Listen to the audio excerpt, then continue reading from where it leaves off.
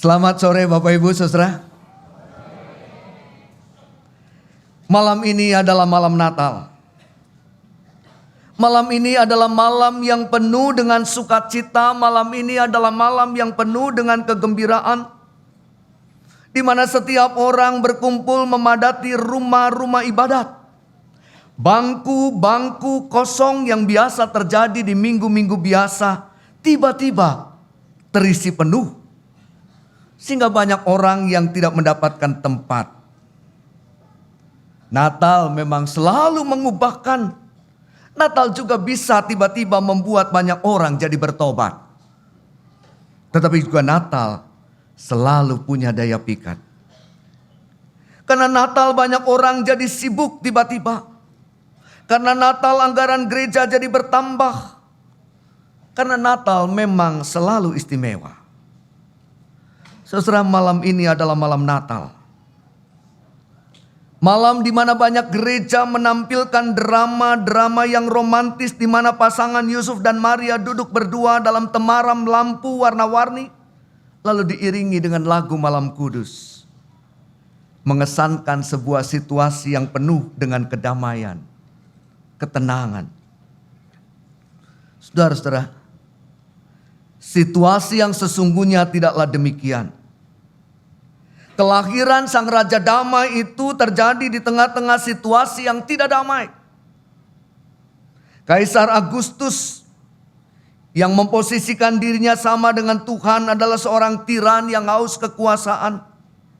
Perintah untuk mendata seluruh penduduk negeri adalah cara kasar yang dilakukan agar dia dapat bertahan, agar dia bisa mengontrol semua orang. Dan hal itu dilakukan agar dia dapat menjaga kedudukannya, menjaga posisinya, menjaga rasa amannya. Dia tidak ingin ada raja lain selain dirinya. Siapapun yang berpotensi mengganggu kekuasaannya pasti akan dihabisi. Pax Romana atau Romawi damai adalah suasana damai yang semu, sesuatu yang palsu. Nah, dalam situasi yang demikianlah Yesus Sang Raja Damai itu dilahirkan lewat pasangan Yusuf dan Maria. Orang-orang sederhana yang datang ke Bethlehem dalam kepatuhannya akan dekret Sang Kaisar. Saat itulah Maria yang menempatkan dirinya sebagai hamba harus melahirkan. Namun tidak ada tempat baginya. Tidak ada tempat baginya untuk dapat melahirkan secara pantas. Tidak ada rumah penginapan yang terbuka bagi mereka. Rakyat biasa yang bukan orang terkemuka. Karena dunia memang bukan untuk orang-orang seperti mereka. Ini adalah sebuah bentuk penolakan monumental buat Sang Raja Damai. Allah yang menjadi manusia dan hadir di dalam sejarah adalah Allah yang ditolak. His story is His story. Sejarah itu sebetulnya adalah sejarah Tuhan. Allah bisa saja menghadirkan Yesus dengan cara yang lebih mengesankan, dengan peristiwa yang lebih spektakuler, dengan sesuatu yang tampak penuh mujizat. Namun Allah tidak memilih jalan itu. Allah memakai Yusuf dan Maria, orang-orang yang miskin, orang-orang yang terpinggirkan, tetapi sekaligus juga orang-orang yang dirangkul oleh Tuhan untuk mewujudkan rencananya.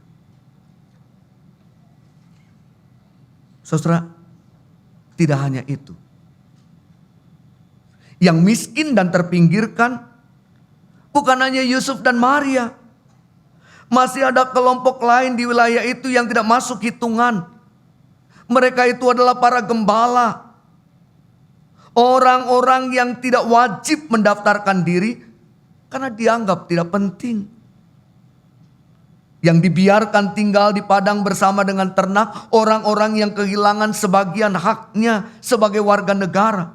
Namun mereka yang diabaikan adalah mereka yang dipakai juga oleh Tuhan untuk menjadi penerima pertama berita sukacita bagi dunia, berita sukacita bagi manusia. Para gembala adalah kelompok marginal pertama yang kita temukan dalam Injil Lukas. Namun mereka jugalah yang kemudian menjadi pewarta hadirnya Sang Raja Damai.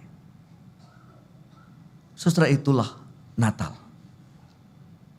Natal adalah ketika Tuhan merangkul semua orang. Natal adalah ketika Tuhan menyambut semua orang. Natal adalah ketika semua orang mendapatkan sapaan yang sama dari Tuhan. Jangan takut. Sapaan untuk menegaskan bahwa Dia yang datang adalah Dia yang menghalau ketakutan, Dia yang menghalau kecemasan, Dia yang datang adalah Dia yang menghadirkan pengharapan. Natal adalah cara Tuhan memandang. Natal adalah cara Tuhan menghargai semua orang tanpa membeda-bedakan, tanpa diskriminasi. Kabar baik itu untuk semua. Karena Injil itu universal. Injil itu untuk semua. Dan ketika semua itu diterima, ketika semua itu diberlakukan sama, maka tampaklah bala tentara surga di hadapan mereka. Dan saat itulah kemuliaan Tuhan dinyatakan. Sorga seolah tidak dapat menahan diri. Langit meledak dengan puji-pujian, kemuliaan bagi Allah di tempat yang maha tinggi, dan damai sejahtera di bumi di antara manusia yang berkenan kepadanya.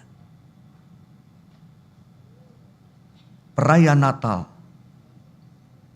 yang kita lakukan tidak hanya menjadi sebuah ritual tahunan, bahwa kalau Natal kita kumpul di gereja. Natal juga bukan sekedar seremoni yang tidak berarti. Jika sekat dan jarak di antara kita masih terus dipelihara. Jika kita masih membeda-bedakan tiap orang sesuai dengan selera kita. Jika kita tidak bisa menyambut setiap orang dalam kasih. Tidak bisa menyambut setiap orang dalam cinta yang sungguh. Merayakan Natal itu bukan tentang membuka hadiah, saudara. Tapi merayakan Natal itu membuka hati kita untuk kasih yang lebih besar. Kasih Allah bagi kita. Kasih Tuhan bagi semua. Dan hadiah terbaik dari Natal tidak pernah akan kita temukan di bawah pohon Natal. Tetapi dalam diri keluarga kita. Dalam diri orang-orang dekat kita, dalam diri para sahabat kita, teman-teman kita, rekan sekerja kita, orang-orang yang kita cintai. Tidak semua orang merayakan Natal. Namun dengan Natal semua orang disambut oleh Tuhan. Dengan Natal semua orang dirayakan dalam kasih Tuhan.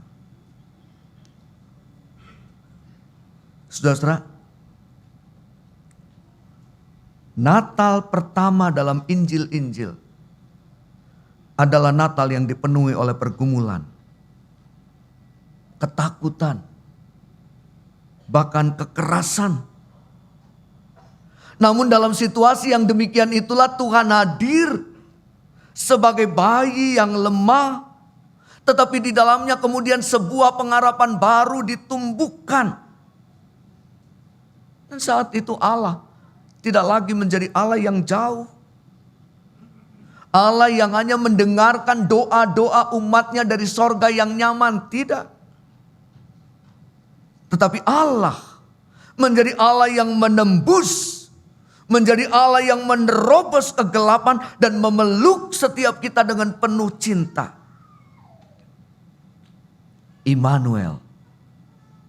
Itu berarti Allah yang melampaui kita. Tetapi sekaligus juga Allah yang menyertai kita. Allah yang menghadirkan ketakjuban. Tetapi sekaligus juga Allah yang dekat. Akrab. Yang menyapa kita. Natal tahun ini menghadirkan sukacita. Tetapi Natal tahun ini juga diwarnai oleh tangis dan derita. Natal tahun ini menghadirkan kegembiraan. Tapi Natal tahun ini juga beriring dengan kesusahan dan penderitaan. Ketika saudara-saudara kita menangis. Ketika saudara-saudara kita kehilangan tempat tinggalnya, kehilangan orang-orang yang dikasihinya, kehilangan pekerjaannya, kehilangan pengharapannya, dan bisa jadi kehilangan imannya.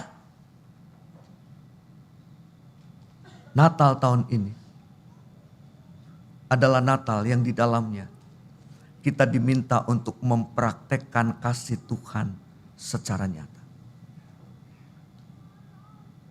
Natal yang menyapa kita juga harus menjadi Natal yang menyapa mereka. Natal yang merangkul kita harus menjadi Natal juga yang merangkul mereka dalam kasih dan cinta. Ketika gema puji-pujian diperdengarkan, ada tangisan dan rintihan. Ketika kita menikmati berkat-berkat Tuhan, ada kesusahan dan kesengsaraan. Tugas kita adalah menerjemahkan cinta kasih itu secara nyata. Natal bukan hanya diwartakan lewat khotbah, tetapi Natal diterjemahkan lewat kata. Selamat Natal bagi kita semua. Selamat mempersaksikan kasih-Nya. Karena Tuhan mencintai semua. Tuhan Yesus memberkati kita. Amin.